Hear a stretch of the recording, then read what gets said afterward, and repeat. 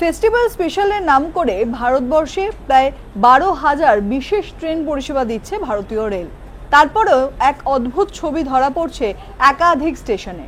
উধনা স্টেশনের যে ছবি ধরা পড়েছে, সুরাটের সেই ছবি অত্যন্ত চাঞ্চল্যকর। দীর্ঘ 3.5 কিলোমিটারের একটি লাইন যেটি স্টেশন থেকে বেরিয়ে কার্যত রাস্তা পর্যন্ত পৌঁছেছে এবং প্রত্যেকেই মাইগ্রেন্ট লেবার।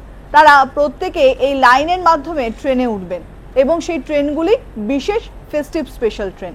আর এই ট্রেন পরিষেবা পেতেই এই দীর্ঘ লাইনে দাঁড়াতে হচ্ছে সাধারণ যাত্রীদের, কারণ তাদের সংরক্ষিত টিকিট নেই, তারা জেনারেল ক্লাসে যাত্রা করেন। তাই আদৌ ট্রেনে উঠতে পারবেন কিনা সে নিয়েও রয়েছে অনিশ্চয়তা।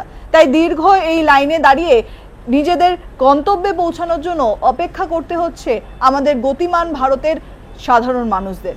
যে সুরাট থেকে আগামী কিছুদিনের মধ্যেই ছুটবে বুলেট ট্রেন, যেই সুরাটে থাকেন সেই রাজ্যের উপমুখ্যমন্ত্রী, সেই সুরাটের এই ছবি থেকেই পরিষ্কার হচ্ছে যে ভারতীয় রেল শুধুমাত্রই নামকা বাস্তে চালাচ্ছে এই 12,000 ফেস্টিভ স্পেশাল ট্রেন, যেখানে একাধিক স্টেশনে বারংবার এই ছবি ধরা পড়ছে এবং সাধারণ কামরায় অর্থাৎ জেনারেল কোচে উঠতে গিয়ে নিত্যযাত্রীদের বা সাধারণ যাত্রীদের এই পরিস্থিতির সম্মুখীন হতে হচ্ছে একাধিক রেল স্টেশনে।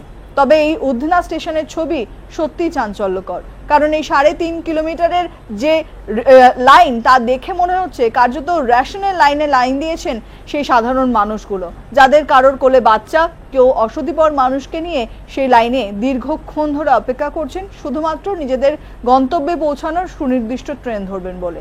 সত্যি ভারতীয় রেলের এই ছবি একেবারেই অন্যরকম একটি প্রতিচ্ছবি তুলে ধরছে রেল ব্যবস্থার।